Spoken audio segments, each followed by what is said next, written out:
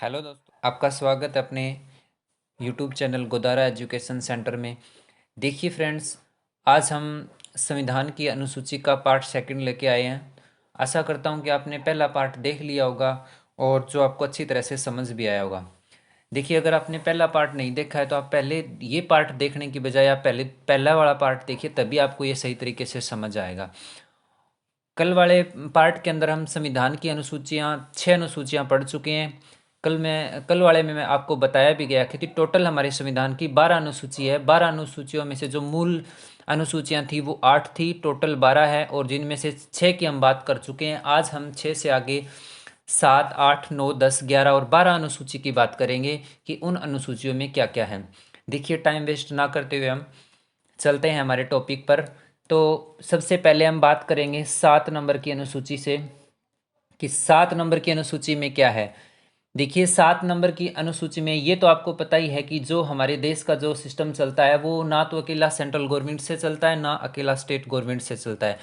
जो भी हमारे जो कार्य जो कानून बनते हैं उनमें से कुछ पार्ट्स हैं, कुछ भाग ऐसे हैं जो स्टेट गवर्नमेंट बनाती है, कुछ ऐसे हैं जिन पर सेंट्रल गवर्नमेंट बनाती है। तो वही इस 7 नंबर की अनुसूची के अंदर, यानी 7 नंबर की अनुसूची के अंदर वही बताया गया है कि कौन से जो कार्य हैं वो जिनके ऊपर कानून है वो सेंट्रल गवर्नमेंट बनाएगी, कौन से ऐसे कानून हैं जिनके ऊपर, यानी कौन से ऐसे टॉपिक है, कौन से ऐसे जो विषय हैं जिनके ऊपर स्टेट गवर्नमेंट बनाएगी। बस वही इसके अंदर दिया गया है। इसमें देखो, सबसे पहले हम बात करते हैं संघ सूची। एक संघ सूची होती है इसमें। तो जो संघ सूची होती है, इस संघ सूची के अंदर वही विषय आएंगे जिनके ऊपर सेंट्रल गवर्नमेंट कानून बनाएगी। दूसरा होता है एक राज्य सूची आती है इसके अंदर। राज्य सूची के अंदर क्या होगा कि इसमें वही विषय आएंगे जिनके ऊपर जो कानून है वो केवल स्टेट गवर्नमेंट यानी राज्य बनाएगा। एक सूची और भी आती है इसमें जिसका नाम है समवर्ती सूची। ठीक है, समवर्ती सूची इसके अंदर कौन से आएंगे? इसके अंदर वो विषय आएंगे जिनके ऊपर स्टेट गवर्नमेंट भी बनाएगी और सेंट्रल गवर्नमेंट भी बनाएगी और स्टेट गवर्नमेंट भी बनाएगी। जिनके ऊपर दोनों कानून बना सकते हैं वो किस विषय के अंदर, वो विषय इस समवर्ती सूची के अंदर आएंगे। इसमें एग्जाम ओरिएंटेड, वैसे तो इसमें कितना ही पढ़ लो, चाहे इन सूचियों के बारे में बहुत से हैं विषय हैं, लेकिन हमें एग्जाम ओरिएंटेड पढ़ना है कि एग्जाम में क्या पूछता है। एग्जाम में आपसे यही पूछेगा कि इस जो संघ सूची है इसमें जिस टाइम हमारा संविधान लागू हुआ उस टाइम इसमें कितने विषय थे। तो ये आपको ध्यान रखना है। इसमें उस टाइम 97 विषय थे और आज ये बढ़कर कितने हो गए हैं? आज ये 100 हो गए हैं। ठीक है, राज्य सूची है, इसके अंदर उस टाइम 66 विषय थे जो आज घटकर 61 हो गए हैं। और समवर्ती सूची है, इसमें उस टाइम 47 विषय थे जो आज बढ़कर 52 हो गए हैं। बस यही याद रखना है और यही पूछेगा ये, या तो मूल पूछेगा कि मूल विषय कितने थे। तो मूल तो ये थे, चाहे संघ में पूछे तो, राज्य में पूछे तो, समवर्ती सूची में। इन दोनों में तो प्लस हुए हैं और इसमें माइनस हुए हैं। तो ये आपको ध्यान रखना है कि वर्तमान की ये विषय हैं और मूल विषय इनमें यही थे, बस इससे बाहर कुछ नहीं आएगा। अब हम नेक्स्ट अनुसूची की बात करते हैं जो है हमारी 8वीं अनुसूची। ठीक है, 8वीं अनुसूची थी। इसमें क्या है? इसमें मानक भाषाएं हैं, यानी हमारे जो देश में भाषाएं तो बहुत सारी है लेकिन कुछ ही भाषाएं हैं जिनको संविधान में मान्यता प्राप्त है, वही इसमें है। और वो कितनी भाषाएं हैं? वर्तमान में 22 भाषाएं हैं। लेकिन ये आपको ध्यान रखना है कि जब हमारा संविधान लागू हुआ था तो ये 22 भाषाएं नहीं थी, उस टाइम सिर्फ 14 भाषाएं थी।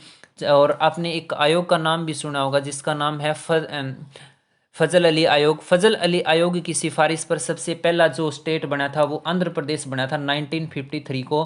किसके आधार पर? भाषा के आधार पर। उसके बाद में ये 14 स्टेट बने थे भाषा के आधार पर, और आज तो बहुत सारे स्टेट बन गए हैं जो भाषा के आधार पर भी हैं, भाषा के आधार पर नहीं भी हैं। तो उस टाइम स्टार्टिंग में जब हमारा संविधान लागू हुआ तो कितनी भाषाएं थी? 14 भाषाएं थी। आज हमारे संविधान में मान्यता प्राप्त कितनी भाषाएं हैं? 22 भाषाएं हैं। और ये मानक भाषाओं वाला जो कौन सी अनुसूची के अंदर? ये 8वीं अनुसूची के अंदर है, ये आपको याद रखना है। अब हमें ये देखना है कि ये 14 से 22 हुई कैसे। अब ये तो ऐसे तो हुई नहीं कि संविधान में इनको बस जिसको चाहा उसको शामिल कर लिया, तो इनमें कुछ संशोधन हुए हैं। तो सबसे पहले कितनी थी? 14 थी। फिर एक भाषा जुड़ी, फिर एक संशोधन और हुआ उसमें 3 जुड़ी, फिर एक संशोधन और हुआ उसमें 4 जुड़ी। तो ये कौन कौन से संशोधन हुए थे वो अब हम ही देखेंगे। तो सबसे पहली जो भाषा जुड़ी थी वो कौन सी थी? ये सबसे पहली भाषा जुड़ी थी, ये थी सिंधी। ये आपको ध्यान रखना है, कौन सी भाषा थी? ये सिंधी भाषा थी। ये कौन से संविधान संशोधन के द्वारा? 21वां संविधान संशोधन होया 1967 में। ये वैसे ईयर इतना मैटर नहीं करता, ये संविधान संशोधन आपको याद रखना है कि ये कौन से संविधान संशोधन के द्वारा जुड़ी थी। एक भाषा जुड़ी थी 1967 के अंदर, 21वां संविधान संशोधन होया। उसके बाद हुआ था तीन भाषाएं और जुड़ी, एक और संशोधन हुआ। तो ये कौन सा संशोधन, इसमें कौन सी भाषाएं जुड़ी? ये 3 भाषाओं के आपको नाम याद रखने हैं। एक है कोंकणी, दूसरी है मणिपुरी और तीसरी है नेपाली। ठीक है, तो ये 3 भाषाएं याद रखनी है। इन 3 भाषाओं को जोड़ा गया। इनमें कौन सा संविधान संशोधन हुआ? तो ये आपको ध्यान रखना, इनमें 71वां संविधान संशोधन हुआ। अब इनको याद कैसे रखोगे? इनमें देखो, इसमें भी अण है और इसमें भी अण है। कोंकणी मणिपुरी, ये अण अण से, और ये एक विदेशी भाषा है नेपाली। अब देखिए कितने, मतलब कैसी बात है कि देखिए हमारे जो देश है उसमें हरियाणवी, राजस्थानी, ये कितनी भाषाएं हैं जो बड़े लेवल पे बोली जाती है, लेकिन फिर भी ये संविधान में इनको मान्यता प्राप्त नहीं है। अब अंग्रेजी भाषा, कई बार क्वेश्चन आता है कि 3 ऑप्शन इनमें से आता है, एक अंग्रेजी का ऑप्शन दे देता है कि निम्न में से कौन सी भाषा है जो संविधान में मान्यता प्राप्त नहीं है, इन मानक भाषाओं में नहीं है। तो अंग्रेजी, हम सोचते हैं अंग्रेजी तो इतने लेवल पे मतलब कार्य होता है, इसमें होगी। तो आपको ये ध्यान रखना है कि अंग्रेजी है वो संविधान में मान्यता प्राप्त नहीं है। ये आपको खास करके ध्यान रखना है, कई बार क्वेश्चन पूछा गया है। चलो अब हम बात करते हैं। चलिए, 4 भाषाएं और जोड़ी गई। फिर अगली जो 4 भाषाएं जोड़ी गई थी ये कौन सी थी? इनमें सबसे पहले थी बोडो, और उसके बाद बोडो हो गई, और उसके बाद हो गई इसमें डोंगरी, फिर हो गई मैथिली, और एक हो गई फिर संथाली। ये 4 भाषाएं आपको और ध्यान रखनी है, ये 4 भाषाएं और जोड़ेगी। तो इनमें कौन सा संविधान संशोधन हुआ? इनमें 92वां संविधान संशोधन हुआ है।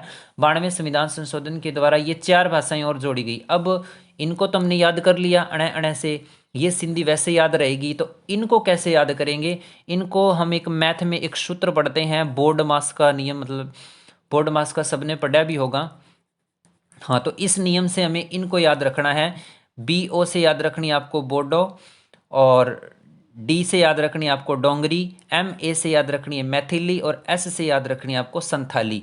तो ये बोडो, डोंगरी, मैथिली और संथाली, ये बोर्ड मास का रूल याद रखना है। इससे ये 4 भाषाएं, कौन सा संविधान, ये 3 संविधान संशोधन याद रखने हैं।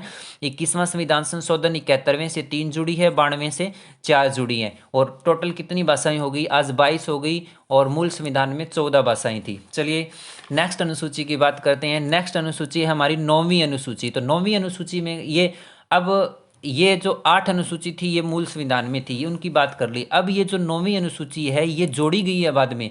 तो ये कौन से संविधान संशोधन? तो सबसे पहले तो हम इस अनुसूची को ही देखेंगे कि ये कौन से संविधान संशोधन के द्वारा जोड़ी गई।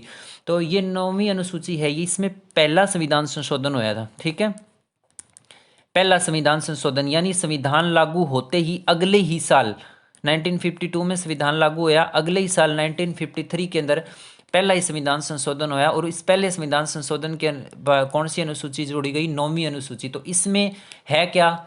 इसमें है भूमि सुधार से संबंधित जो कानून है वो है इसमें। ठीक है, भूमि सुधार से संबंधित,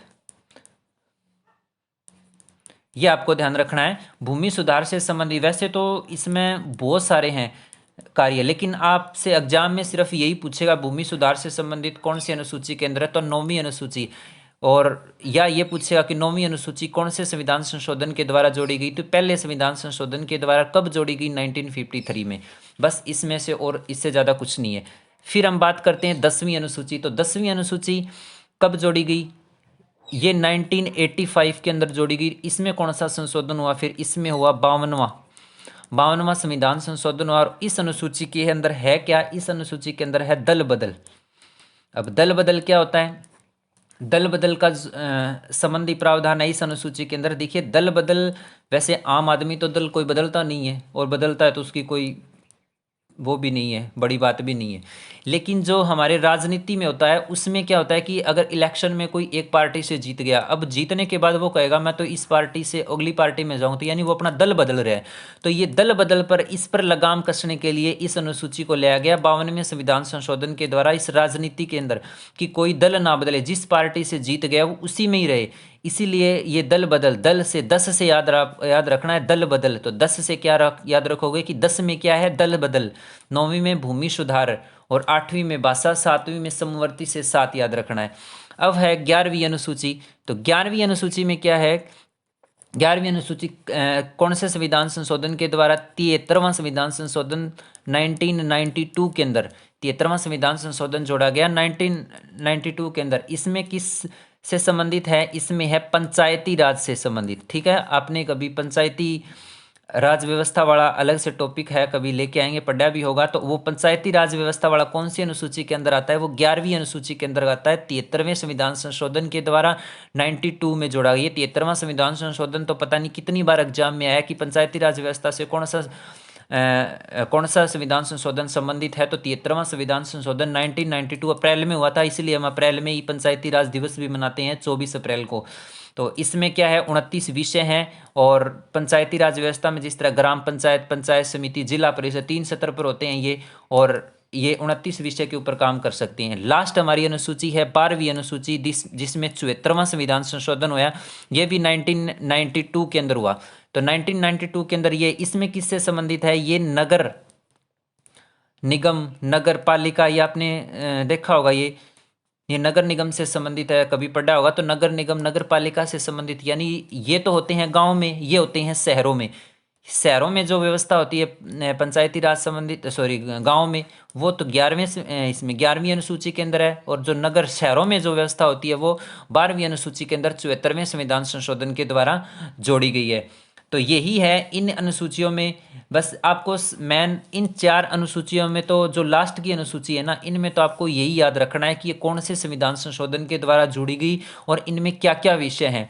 9वीं में भूमि सुधार, 8 तो पहले ही थी, 9वीं में भूमि सुधार से संबंधित पहले संविधान संशोधन के द्वारा जोड़ी गई, यानी पहली बार जो जोड़ी गई अनुसूची 8 तो थी और पहली बार जोड़ी गई थी उनको 1900 पहले संविधान संशोधन के द्वारा 1953 में जोड़ दी गई। 10वीं दल बदल, 10 ऐसे याद रखना है। दल बदल से संबंधित कौन सी थी, 10वीं थी 1985 में 52वां संविधान संशोधन हुआ। 11वीं अनुसूची 73वां, ये याद रह जाएगा, 11वीं 12वीं पंचायती राज और नगर निगम से संबंधित, ये 73वां 74वां संविधान संशोधन दोनों 1992 के अंदर हुए थे और इनको जोड़ा है। देखिए दोस्तों, वैसे तो संविधान की अनुसूचियों में बहुत सारे विषय हैं, इनको कितना ही पढ़े जाओ कोई फायदा ही नहीं है, ना इनकी कोई लिमिट है। जो जो इम्पोर्टेंट था वो हमने इसमें पढ़ लिया है और इससे बाहर क्वेश्चन नहीं आएगा, जो भी आएगा इनमें से। और ये जो इम्पोर्टेंट है इन अनुसूचियों में, तो सबसे ज़्यादा इम्पोर्टेंट या तो 7वीं अनुसूची है और या ये लास्ट वाली 4 अनुसूची है। इनके संविधान संशोधन आपको याद रखने हैं और इनका ईयर याद रखना है। और या जो 8वीं है, इनमें अगर पूछेगा तो या तो टोटल भाषाएं कितनी है इसमें पूछेगा, या ये जो भाषाएं ऐड हुई है ना 1, 3 और 4, ये भाषाएं कौन से संविधान संशोधन के द्वारा ऐड हुई थी। और इनमें ये एग्जाम में देता है तो ग्रुप बना बना के देता है कि 92वें संविधान संशोधन के द्वारा कौन सी भाषाओं को शामिल किया गया, तो 3 ये दे देगा, एक कोई और दे देगा, तो इसलिए ग्रुप बना बना के देगा। तो वो आपको ध्यान रखनी है कि ये इसमें बोर्ड मास वाला नियम याद रखना है, इसमें अणे अणे वाला ध्यान रखना है। मणिपुरी, कोंकणी, नेपाली और सिंधी, ये 21वां संविधान संशोधन 14वीं के बाद जो पहली बार जोड़ी गई थी यही थी। अंग्रेजी 22 भाषाओं में नहीं है, हरियाणवी भी 22 भाषाओं के अंदर नहीं है, राजस्थानी भी नहीं है, ये आपको ध्यान रखना है। और 1-2 बार इस वीडियो को देख लेना और इसके बाद कोई भी किसी भी बुक से, चाहिए ज़रूरी नहीं है कि आप कौन सी भी बुक से, एक बार ये अनुसूचियों को पढ़ लेना, कभी भी एग्जाम में आपका कोई क्वेश्चन गलत नहीं होगा। आशा करता हूँ आपको ये बहुत अच्छी तरह से समझ आया होगा और याद भी हो गया होगा। तो नमस्कार दोस्तों, बेस्ट ऑफ लक, धन्यवाद। फिर मिलते हैं किसी नेक्स्ट वीडियो में।